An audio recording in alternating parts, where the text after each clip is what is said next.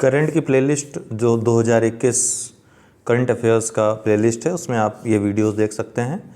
साथ ही टेलीग्राम जो हमारा ग्रुप है जो स्टडी वहाँ भी वीडियोस ये प्राप्त कर सकते हैं। चलिए तेज़ी से देख लेते हैं महत्वपूर्ण करंट अफेयर्स के प्रश्नों को, उत्तर प्रदेश से जुड़े हुए खासकर।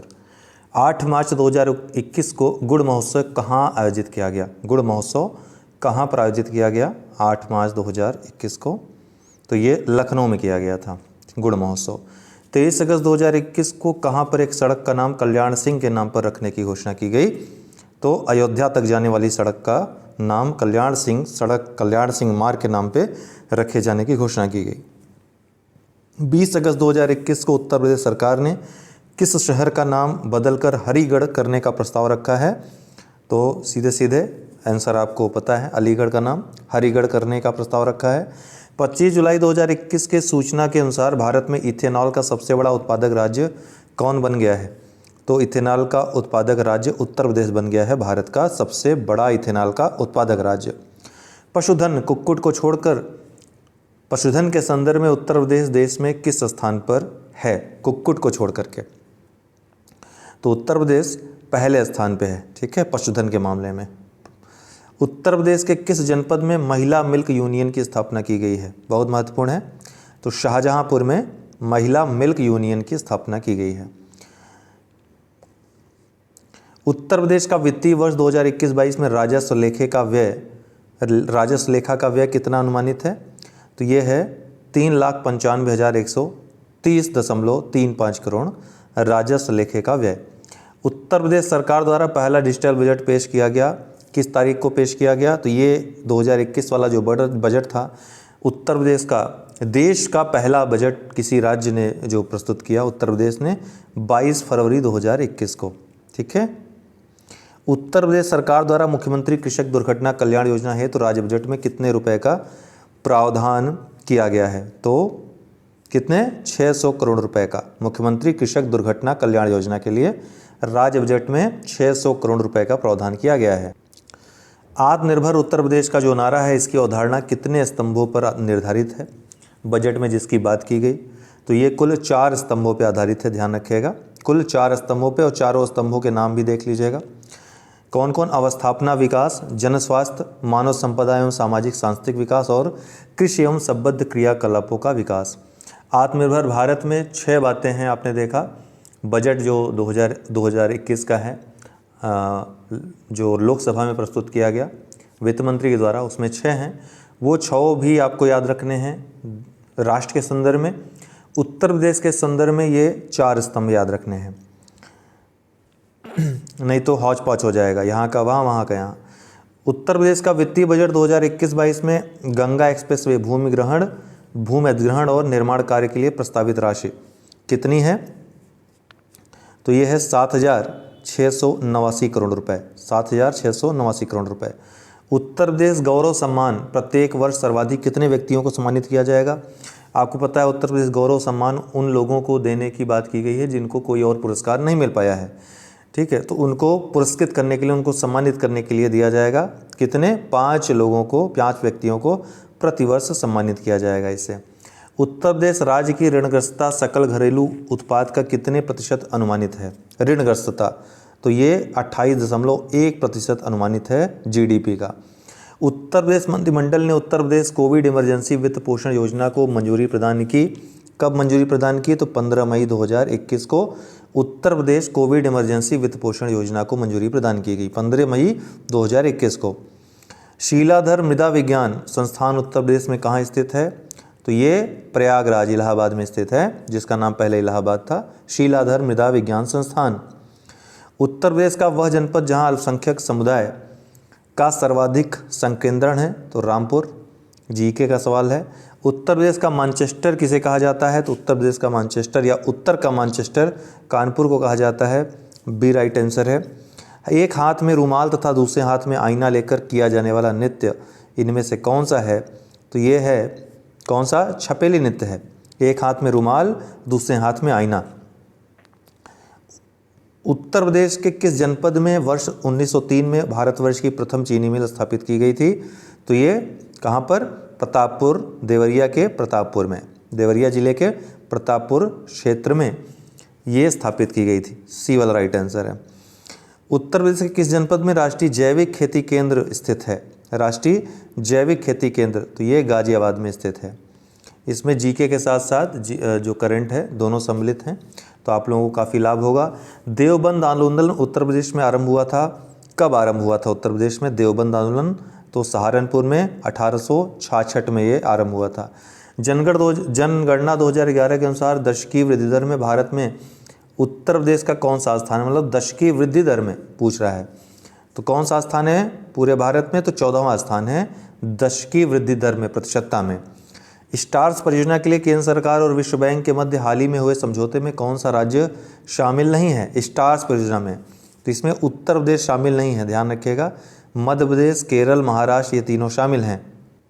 ध्यान रखिएगा, स्टार्स परियोजना एक केंद्र प्रायोजित योजना है जो स्कूल की शिक्षा प्रणाली को मजबूत करने का प्रयास करती है, इंफ्रास्ट्रक्चर के साथ अन्य जो गुणवत्ता होती है। इसमें भारत सरकार और विश्व बैंक के बीच समझौते हुए हैं। 6 भारतीय राज्य इसमें शामिल हैं। कौन कौन? केरल, महाराष्ट्र, हिमाचल प्रदेश, राजस्थान, मध्य प्रदेश, राजस्थान और उड़ीसा। बाद में इसको और विस्तारित किया जा सकता है। तो अभी फ़िलहाल 6 राज्यों में जो स्कूली बच्चे हैं इससे लाभान्वित होंगे, जिसमें उत्तर प्रदेश नहीं है। बाकी जो प्रदेश हैं 6, उनको याद रखिएगा। विश्व बैंक ने 5 वर्षों के लिए $500 मिलियन के लिए 5 वर्ष की अंतिम परिपक्वता भी इसमें प्रदान कर दी है। ठीक है, विश्व बैंक $500 बिलियन की वित्तीय सहायता इसमें प्रदान की है। $500 मिलियन मतलब 3700 करोड़ रुपए लगभग होता है। तो आप अगर रुपए में पूछेगा तो भी याद रखिएगा, मिलियन डॉलर में पूछेगा तो भी याद रखिएगा। ठीक है। हाल ही में किस राज्य सरकार द्वारा भूमि से जुड़े विवादों को कम करने के लिए 16 अंकीय यूनिक कोड जारी किया गया? तो ये आ भी चुका है एक एग्ज़ाम में, अभी हाल ही में जो यूपी में आयोजित हुई थी। तो कौन है वो? उत्तर प्रदेश। यूनिक कोड कितने अंकों का है ये पूछा था, तो 16 अंकीय यूनिक कोड है Uttar Pradesh. Smart city mission के तहत संचालित स्मार्ट सिटी अवार्ड 2020 में किस राज्य को शीर्ष सम्मान मिला? स्मार्ट सिटी मिशन के तहत संचालित स्मार्ट सिटी अवार्ड 2020 में किस राज्य को शीर्ष स्थान प्राप्त हुआ? तो उत्तर प्रदेश को शीर्ष स्थान प्राप्त हुआ राज्यों में। केंद्रीय संस्कृति और पर्यटन मंत्री प्रहलाद पटेल ने 20 मई 2021 को घोषणा की भारतीय स्थलों को यूनेस्को की विश्व धरोहर स्थलों की संभावित सूची में उत्तर प्रदेश के किस स्थान को जोड़ा गया है? तो किस स्थान को जोड़ा गया है? वाराणसी के गंगा घाट को। ठीक है, वाराणसी के गंगा घाट को केंद्रीय संस्कृति और पर्यटन मंत्री प्रहलाद पटेल ने यह घोषणा की कि भारतीय स्थलों को यूनेस्को की विश्व धरोहर स्थलों की संभावित सूची में उत्तर प्रदेश के किस स्थान को जोड़ा गया है? वाराणसी के गंगा घाट को। इसमें अन्य भी हैं, लेकिन उत्तर प्रदेश का कौन सा स्थान है इसमें? वाराणसी का गंगा घाट।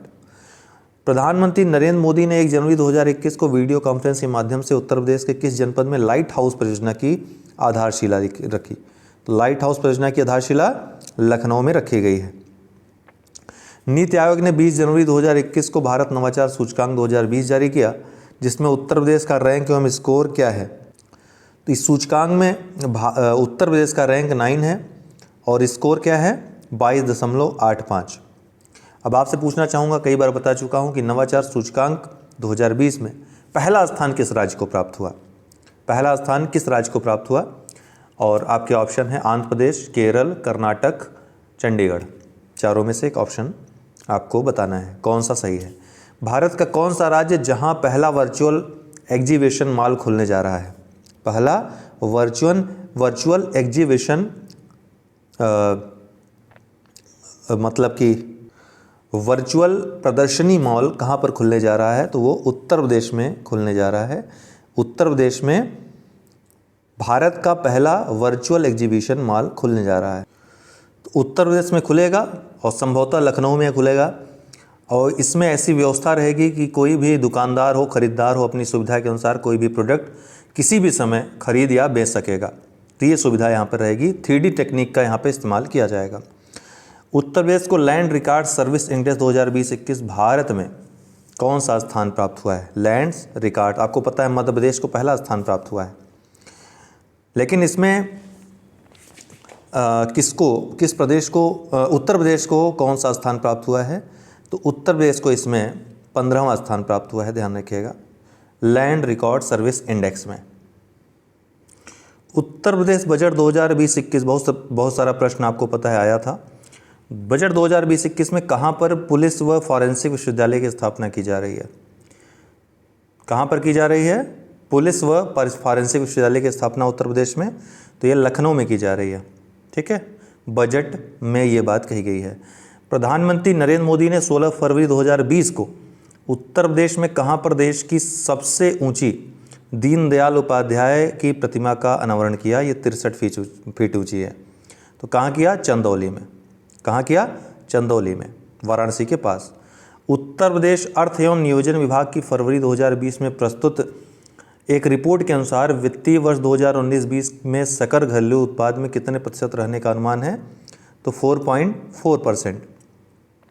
उत्तर प्रदेश अर्थ एवं नियोजन विभाग की फरवरी 2020 में प्रस्तुत एक रिपोर्ट के अनुसार, हालांकि अब ये इररिलेवेंट हो गया है प्रश्न, ये आएगा नहीं। मुख्यमंत्री योगी आदित्यनाथ द्वारा शुरू किए गए किस मिशन के तहत राज्य में 5 जुलाई 2020 को 25 करोड़ से अधिक पौधे लगाए गए थे? बहुत ही महत्वपूर्ण है, एक रिकॉर्ड था। मिशन वृक्षारोपण 2020 के तहत। कोविड-19 के समय मनरेगा योजना के अंतर्गत श्रमिकों को सर्वाधिक रोजगार देने वाला राज्य कौन बना था? तो उत्तर प्रदेश बना था। 31 अगस्त 2020 को नीति आयोग द्वारा जुलाई माह की जारी डेल्टा रैंकिंग में उत्तर प्रदेश के किस पिछले आदिवासी जिले को देश में शीर्ष स्थान प्राप्त हुआ है? तो वो है सोनभद्र। पूरे देश भर में शीर्ष स्थान डेल्टा रैंकिंग में इसको प्राप्त हुआ है।